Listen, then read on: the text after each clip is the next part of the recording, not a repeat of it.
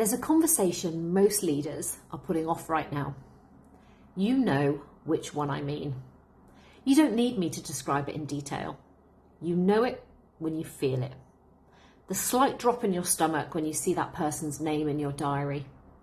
The way you've been finding reasons why the timing's not quite right. The version of the conversation you've rehearsed several times and not yet had. Maybe it's a performance issue you haven't named directly. Maybe it's a team dynamic you've been managing around instead of through. Maybe it's a colleague whose behaviour is affecting everyone and you've been hoping it'll just sort itself out. It won't. They never do. Here's what I've seen in over 25 years of working with leaders at the highest levels. The cost of the avoided conversation is always higher than the cost of the conversation itself. Always, without exception. Because the situation doesn't stand still, it moves. The person you haven't been straight with either stays and gets worse or leaves and takes resentment with them and possibly a tribunal claim.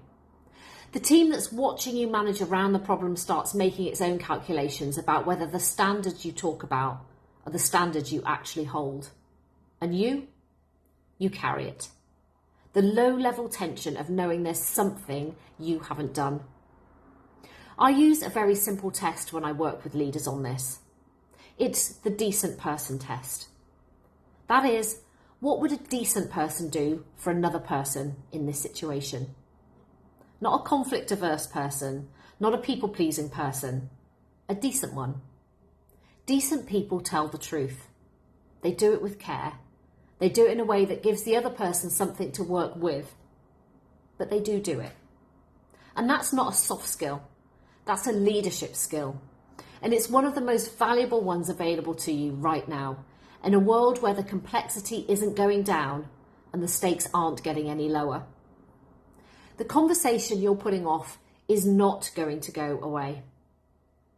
I'm Carolyn Hobday. I help leaders de-twat their workplaces, swapping a tired leadership template for one that actually works. Follow and subscribe. And if you know exactly which conversation I'm talking about, the link is in my bio to talk to me. Because the courageous conversation starts with you.